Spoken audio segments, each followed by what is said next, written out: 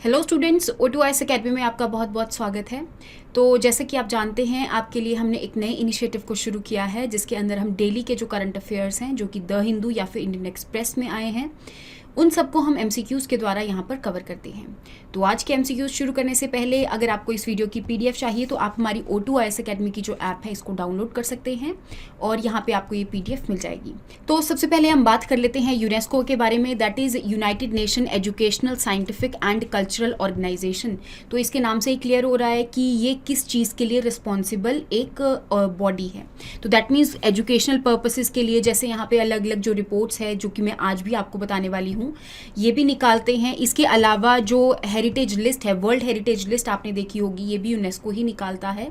तो इसके अलावा भी जैसे इंटेंजिबल की लिस्ट जो है ये भी यूनेस्को निकालता है, तो इसके रिगार्डिंग ये काम करते हैं। तो रिसेंटली जो इन्होंने रिपोर्ट निकाली है उसके अंदर इन्होंने ये बताया है कि जितने भी हेरिटेज ग्लेशियर्स हैं 2050 तक के जो हेरिटेज ग्लेशियर हैं, 1/3 ऑफ दी हेरिटेज ग्लेशियर्स जो हैं ये डिसअपियर हो जाएंगे। तो इस वजह से ये न्यूज़ में था। तो उसके रिगार्डिंग ही आपको 2 स्टेटमेंट्स प्रोवाइड करी हैं, आपने इसमें से करेक्ट स्टेटमेंट को आइडेंटिफाई करना है। जैसे कि मैंने आपको बता ही दिया कि ये यूनाइटेड नेशन की एक स्पेशलाइज्ड एजेंसी है जिसका कि हेडक्वार्टर्स आपको पेरिस, फ्रांस के अंदर देखने को मिलेगा। तो दैट मीन्स आपकी जो फर्स्ट स्टेटमेंट है ये बिल्कुल करेक्ट हो जाएगी। सेकेंड स्टेटमेंट के बारे में अगर मैं बात करूँ तो यूनेस्को के जो मेंबर्स हैं ये बाई एनुअली मीट करते हैं ताकि यहाँ पे जो भी उनकी रिस्पॉन्सिबिलिटी है उनको फुलफिल किया जा सके। तो दैट मीन्स यहाँ पे आप देख सकते हैं, it is governed by central conference composed of member states and associate members which meets biannually to set agency programmes and the budget. तो यूनेस्को के अंदर जितना भी काम होता है तो बाई एनुअल जो मीटिंग होती है वहीं पे सारी चीज़ें जो हैं उनको डिसाइड किया जाता है। तो दैट मीन्स आपकी दोनों की दोनों जो स्टेटमेंट्स हैं वो यहाँ पर करेक्ट हो जाएंगी। नेक्स्ट क्वेश्चन के बारे में बात कर लेते हैं, that is related to ballistic missile defence interceptor AD-1 missile. तो रिसेंटली आपने न्यूज़ में देखा होगा कि DRDO ने टेस्ट फ्लाइट जो है सक्सेसफुली टेस्ट किया है इसको ballistic missile defence interceptor AD-1 missile को। तो AD-1 मिसाइल के बारे में यहाँ पे बात कर लेते हैं। सबसे पहली बात तो आपको बैलिस्टिक मिसाइल के बारे में पता होनी चाहिए। अगर मैं बैलिस्टिक मिसाइल के बारे में बात करूँ तो आपकी 2 तरह की मिसाइल्स आपको देखने को मिलती हैं। एक होती है आपकी क्रूइज मिसाइल और दूसरी होती है आपकी बैलिस्टिक मिसाइल। जैसा कि मैंने प्रीवियस लेक्चर्स के अंदर भी आपको समझाया है कि जो क्रूइज मिसाइल है वो एक हॉरिजॉन्टल ऑल्टीट्यूड पे लॉन्च कर दी जाती है और अल्टीमेटली ये एक वर्टिकल ऑल्टीट्यूड पे लॉन्च कर दी जाती है और अल्टीमेटली ये एक हॉरिजॉन्टल पाथ को फॉलो करती है और ये एक कांस्टेंट स्पीड से मूव करती है और अल्टीमेटली अपने टारगेट को डिस्ट्रॉय कर देती है। दूसरी तरफ अगर मैं बैलिस्टिक मिसाइल के बारे में बात करूं तो इसको एक पैराबोला के अंदर लॉन्च किया जाता है, किसी एंगल पर लॉन्च किया जाता है ताकि अल्टीमेटली अपने इस टारगेट को ये डिस्ट्रॉय कर दें। और ये जो आपकी बैलिस्टिक मिसाइल है ये ग्रेविटी के अंडर फॉल कर जाती है। तो ये कुछ इसका बेसिक प्रिंसिपल था बैलिस्टिक मिसाइल का। अब हमने जो AD-1 मिसाइल को टेस्ट किया है ये बैलिस्टिक मिसाइल का इंटरसेप्टर है। दैट मीन्स अगर एनिमी कंट्री ने कोई भी बैलिस्टिक मिसाइल को लॉन्च किया है तो उसको इंटरसेप्ट करने के लिए या फिर उसको डिटेक्ट करने के लिए इस AD-1 मिसाइल का टेस्ट फायर किया गया है। दैट मीन्स एनिमी कंट्री की बैलिस्टिक मिसाइल को ये डिटेक्ट कर सकता है। तो इसके रिगार्डिंग ही आपको 2 स्टेटमेंट्स प्रोवाइड करी हैं, आपने करेक्ट स्टेटमेंट को आइडेंटिफाई करना है। अगर मैं AD-1 मिसाइल के बारे में बात करूं तो लॉन्ग रेंज इंटरसेप्टर ये कर सकती है, एक्सो एटमॉस्फेरिक के अंदर भी कर सकती है और एंडो एटमॉस्फेरिक के अंदर भी कर सकती है। दैट मीन्स यहाँ पे एक पर्टिकुलर एरिया होता है जो कि एटमॉस्फेयर के अंदर कंसीडर किया जाता है, उसके बाहर के इन्वायरमेंट में भी ये बैलिस्टिक मिसाइल को डिटेक्ट कर सकती है। तो ये एक लॉन्ग रेंज बैलिस्टिक मिसाइल को डिटेक्ट कर सकती है, चाहे एक्सो एटमॉस्फेयर में हो चाहे एंडो एटमॉस्फेयर में हो। तो दैट मीन्स आपकी जो फर्स्ट स्टेटमेंट है ये करेक्ट हो जाएगी। तो सेकंड स्टेटमेंट के बारे में यहाँ पे बात कर लेते हैं। इसके अंदर आपको 2 स्टेज सॉलिड मोटर जो है ये देखने को मिलेगी और इंडिजीनसली डेवलप्ड आपको एडवांस्ड कंट्रोल सिस्टम देखने को मिलेगा। इसके अलावा भी अलग अलग चीज़ें देखने को मिलेगी जो भी सारी चीज़ें रिक्वायर्ड होती हैं ताकि बैलिस्टिक मिसाइल को डिटेक्ट किया जा सके। तो दैट मीन्स आपकी जो दोनों स्टेटमेंट्स हैं वो यहाँ पर करेक्ट हो जाएंगी। नेक्स्ट क्वेश्चन के बारे में बात कर लेते हैं, क्योंकि जो आपकी AD-1 मिसाइल है इसको APJ अब्दुल कलाम आइलैंड जो है वहीं से टेस्ट फायर किया गया है। तो एक बार doctor APJ Abdul Kalam island के बारे में भी बात कर लेते हैं। जैसे कि आपको पता ही होगा कि डॉक्टर एपीजे अब्दुल कलाम जो हैं हमारे कंट्री के प्रेसिडेंट रह चुके हैं। इसके अलावा इनको मिसाइल मैन के नाम से भी जाना जाता है। तो यहाँ पे अगर मैं इनके बारे में बात करूँ तो जो उड़ीसा के अंदर आइलैंड है जहाँ से यहाँ पे मिसाइल्स का टेस्ट फायर किया जाता है, पहले उस आइलैंड को हम व्हीलर आइलैंड के नाम से जानते थे, लेकिन हमने डॉक्टर एपीजे अब्दुल कलाम की मेमोरी में इस आइलैंड का नाम doctor APJ Abdul Kalam island के नाम से रख दिया, जो कि आपको ओडिशा के अंदर देखने को मिलेगा। भुवनेश्वर से ये 150 किलोमीटर की दूरी पर लोकेटेड है। तो सेकंड क्वेश्चन के बारे में बात कर लेते हैं। इवन आपको यहाँ पे ऑलिव रिडले टर्टल्स जो हैं ये भी देखने को मिलते हैं, जो कि गहीर मत्था मेरीन सेंचुरी के अंदर आपको देखने को मिलेंगे। तो ये भी आपके off the coast of Odisha के आसपास ही लोकेटेड हैं, जो कि इससे आपको थोड़ी सी ही दूरी पर देखने को मिलेगी। तो दैट मीन्स आपकी जो दोनों स्टेटमेंट्स हैं वो यहाँ पर करेक्ट हो जाएंगी। नेक्स्ट क्वेश्चन के बारे में बात कर लेते हैं, that is related to chikungunya. तो अगर मैं चिकनगुनिया के बारे में बात करूँ तो आपने न्यूज़पेपर में तो देख ही लिया होगा कि कितने ज़्यादा जो केसेस हैं चिकनगुनिया के, डेंगू के, वो बहुत ज़्यादा इंक्रीज हो रहे हैं। तो अगर मैं चिकनगुनिया के बारे में बात करूँ, सबसे पहली बात तो ये एक वायरल डिजीज़ है।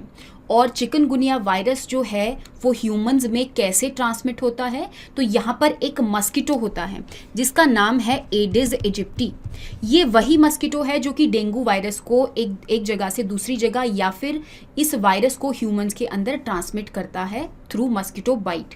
तो दैट मीन्स अगर मैं फर्स्ट स्टेटमेंट के बारे में कंसीडर करूं कि ये मस्कीटो बॉर्न है, बिल्कुल सही है। वायरल डिजीज़ है, बिल्कुल सही है। और सबसे पहले आपको सर्दन तंजानिया के अंदर 1950s में ये जो वायरस है ये देखने को मिला था। सेकेंड स्टेटमेंट के बारे में अगर मैं बात करूं कि ये सेम वायरस जो है ये सेम मस्कीटो के द्वारा फैलता है जिसके द्वारा यहाँ पे आपको डेंगू ट्रांसमिट होता हुआ दिखेगा।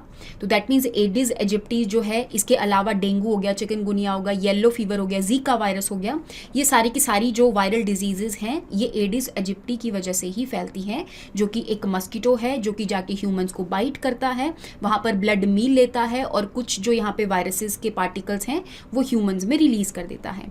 तो दैट मीन्स आपकी जो दोनों स्टेटमेंट्स हैं वो यहाँ पर करेक्ट हो जाएंगी। नेक्स्ट क्वेश्चन के बारे में बात कर लेते हैं, that is related to coronal holes. तो जैसे कि आपने देखा होगा कि इंडियन एक्सप्रेस के एक्सप्लेन्ड पेज पर भी दिखाया गया था कि नासा ने सन के अंदर कोरोनल होल्स को डिटेक्ट किया है और ये कुछ ऐसा दिख रहा है जैसे कि सन जो है वो स्माइल कर रहा है। तो बेसिकली अगर मैं इन कोरोनल होल्स के बारे में बात करूं तो आपको देखने को मिलेगा कि एक जो सोलर साइकिल होता है वो आपको 11 साल का देखने को मिलता है, जिसके अंदर जो सन है वो अपने फेजेस को चेंज करता रहता है। तो इस फेजेस के दौरान आपको कोरोनल होल्स वाला जो फिनोमिना है वो कई बार देखने को मिलता है। Even few weeks two months के अंदर भी आपको ये जो फिनोमिना है ये देखने को मिलेगा। इसके अंदर होता क्या है, तो यहाँ पे जब सन जो है अपनी सोलर विंड्स को रिलीज करता है तो पीछे यहाँ पे कुछ कूलिंग इफेक्ट जो है वो प्रोड्यूस होता है, जिसकी वजह से आपको कोरोनल होल्स देखने को मिलते हैं। तो इस हिसाब से आप देखेंगे कि आपकी जो तीनों की तीनों स्टेटमेंट्स हैं ये बिल्कुल करेक्ट हो जाएंगी। थर्ड स्टेटमेंट के बारे में भी मैंने आपको बता दिया कि ये कोई यूनिक फिनोमिना नहीं है। सोलर साइकिल के जो फेजेस हैं, 11 साल का जो सोलर साइकिल होता है उसके अंदर आपको बहुत बार जो है ये कोरोनल होल्स देखने को मिलते हैं। तो दैट मीन्स आपकी सारी स्टेटमेंट्स यहाँ पर करेक्ट हो जाएंगी। नेक्स्ट क्वेश्चन के बारे में बात कर लेते हैं, that is related to global education monitoring report. तो जैसा कि मैंने आपको बताया कि ये एजुकेशन से रिलेटेड रिपोर्ट है, ग्लोबली रिपोर्ट है। तो यहाँ पे यूनेस्को जो है इस रिपोर्ट के लिए रिस्पॉन्सिबल रहता है। तो यूनेस्को ने इस रिपोर्ट के अंदर रिसेंटली ये फाइंड आउट किया कि साउथ एशिया वाले रीजन में जो एजुकेशन में प्राइवेट सेक्टर्स हैं वो बहुत ज़्यादा इंक्रीज कर गए हैं पिछले कुछ सालों से। तो उसके रिगार्डिंग ही आपको यहाँ पर दो स्टेटमेंट्स प्रोवाइड करी गई हैं, आपने करेक्ट स्टेटमेंट को आइडेंटिफाई करना है। जैसे कि मैंने आपको बता ही दिया कि ग्लोबल एजुकेशन मॉनिटरिंग रिपोर्ट है, तो यहाँ पे एजुकेशन सिस्टम को मॉनिटर करता है कि कितने पब्लिक सेक्टर्स हैं एजुकेशन में, कितने प्राइवेट सेक्टर्स हैं, कितनी एजुकेशन इंप्रूव हुई है, कितनी और ज़्यादा इंप्रूव होने की ज़रूरत है। तो इन सब चीज़ों के बारे में बताता है। तो सबसे पहले ये जो रिपोर्ट है 2002 के अंदर रिलीज़ करी गई थी और 2015 तक ये रिपोर्ट रिलीज़ करी गई। लेकिन जब ये रिपोर्ट रिलीज करी जा रही थी तो उस टाइम पे इसका नाम ग्लोबल एजुकेशन मॉनिटरिंग रिपोर्ट नहीं था, उस टाइम पे इसका नाम कुछ अलग था, that is education for all monitoring report. ठीक है, तो इसके बारे में आपको पता होना चाहिए। Education for all monitoring report इसका नाम था और 2015 के बाद से इसका नाम कर दिया गया ग्लोबल एजुकेशन मॉनिटरिंग रिपोर्ट। तो दैट मीन्स अगर मैं देखूं कि 20th एनिवर्सरी है 2022 में, तो बिल्कुल सही हो जाएगा क्योंकि 2002 से इस रिपोर्ट को लॉन्च करता आ रहा है यूनेस्को। तो ये एक एनुअल एडिटोरियली इंडिपेंडेंट रिपोर्ट है जो कि यूनेस्को पब्लिश करता है, तो ये भी स्टेटमेंट बिल्कुल सही हो जाएगी और आपका आंसर बनेगा बोथ 1 और 2। ठीक है जी, नेक्स्ट क्वेश्चन के बारे में बात कर लेते हैं। That is related to CBDT, that is a central board of direct taxation. तो यहाँ पे आपको दो बोर्ड्स देखने को मिलेंगे, एक तो है आपका central board of direct taxation और दूसरा है central board of indirect taxation. तो ये जो दोनों बोर्ड्स हैं ये आपके स्टैट्यूटरी बॉडीज हैं जो कि एक पर्टिकुलर एक्ट के तहत आते हैं, that is a central board of revenue act जो कि 1963 का है। तो दैट मीन्स इस एक्ट के तहत central board of direct taxes जो कि डायरेक्ट टैक्स को कलेक्ट करने के लिए रिस्पॉन्सिबल है, और दूसरा है central board of indirect taxes जो कि इनडायरेक्ट टैक्स कलेक्ट करने के लिए रिस्पॉन्सिबल है। जितना भी आपका GST वगैरह हो गया वो इनडायरेक्ट टैक्स में आ जाता है, और जितनी भी आपकी इनकम टैक्स वगैरह है वो आपकी डायरेक्ट टैक्सेस के अंदर इंक्लूड कर लिया जाता है। तो दैट मीन्स आपकी जो फर्स्ट स्टेटमेंट है ये करेक्ट हो जाएगी। सेकंड स्टेटमेंट के बारे में अगर मैं बात करूं तो ये भी बोर्ड एक पर्टिकुलर डिपार्टमेंट के अंदर फॉल करता है, that is department of revenue जो कि मिनिस्ट्री ऑफ फाइनेंस के अंडर आता है। तो दैट मीन्स आपकी दोनों स्टेटमेंट्स यहाँ पर करेक्ट हो जाएंगी, आंसर बनेगा बोथ 1 और 2। नेक्स्ट क्वेश्चन के बारे में बात कर लेते हैं, that is related to emission gap report 2022।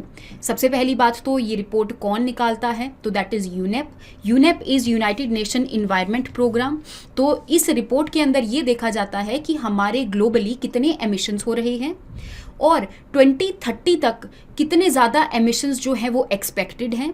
इसके अलावा जितनी भी कंट्रीज़ हैं जिन्होंने 2015 के अंदर, जो कि पेरिस एग्रीमेंट हुआ था ना यहाँ पर, तो 2015 के अंदर जब पेरिस एग्रीमेंट हुआ था तो कंट्रीज़ ने यहाँ पे अपने NDCs जो हैं वो लिए थे, that is nationally determined contribution, कि हम ग्लोबल एमिशंस जितने भी हो रहे हैं उनको रिड्यूस करने के लिए या फिर ग्लोबल टेम्परेचर को 1.5 डिग्रीज तक लिमिट करने के लिए हम ये इनिशिएटिव्स लेंगे ताकि यहाँ पे जो इन्वायरमेंट है उसको इतना ज़्यादा नुकसान ना हो और जो ग्रीन हाउस गैसेस है वो कम से कम रिलीज हो सके।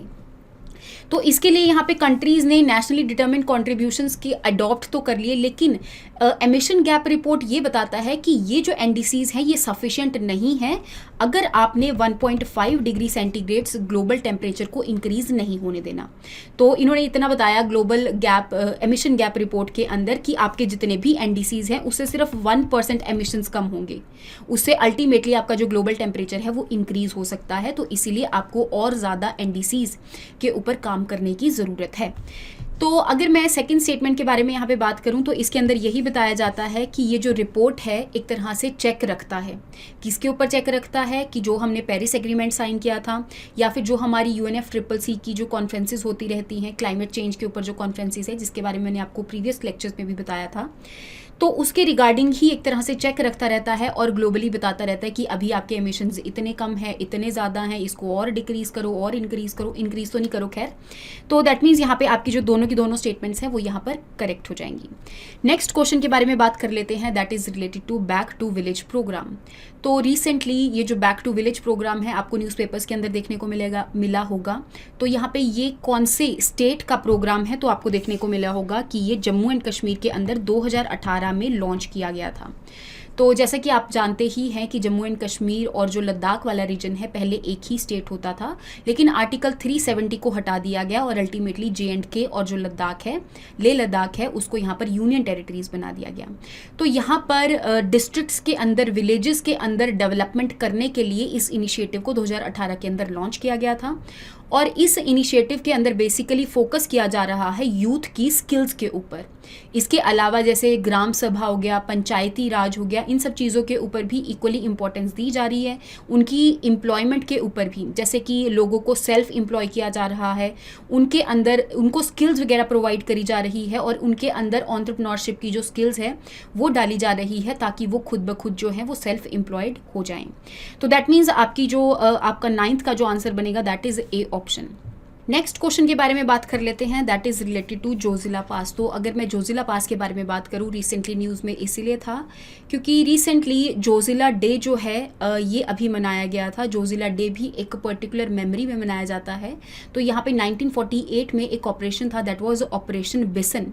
तो यहाँ पे जोजिला पास के अंदर जिस टाइम पे हमारा इंडिया पाकिस्तान का जिस टाइम पे वॉर हो रहा था, तो यहाँ पे जोजिला वाले रीजन को लिबरेट करवाने के लिए ही जो 1 नवंबर है, इस दिन जोजिला डे जो है इसको मनाया जाता है। तो उस दिन लिबरेट करवा लिया गया था यहाँ पर।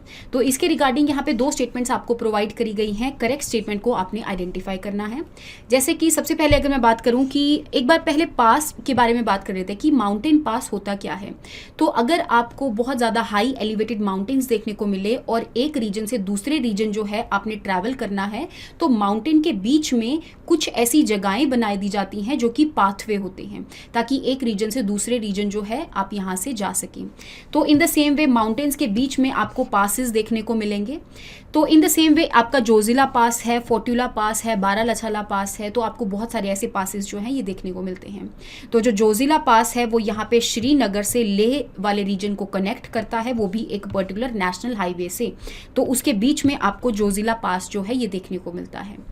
जोजिला पास जो है वो सेकंड हाईएस्ट पास है, दैट मीन्स यहाँ पे आपको 3500 मीटर्स की ऊंचाई पर देखने को मिलता है। जो फर्स्ट हाईएस्ट है दैट इज़ योर फोर्टुला पास, जो कि 4000 मीटर की हाइट्स पे आपको देखने को मिलता है। तो दैट मीन्स आपकी जो सेकंड स्टेटमेंट है ये भी आपकी करेक्ट हो जाएगी और आपका आंसर बनेगा बोथ 1 और 2। तो आई होप आपको यहाँ तक हर एक जो करंट अफेयर है, न्यूज़ है, MCQs है, उसके बारे में समझ में आया होगा। नेक्स्ट क्लास के अंदर हम नेक्स्ट MCQs के साथ मिलेंगे। Thank you so much and have a nice day.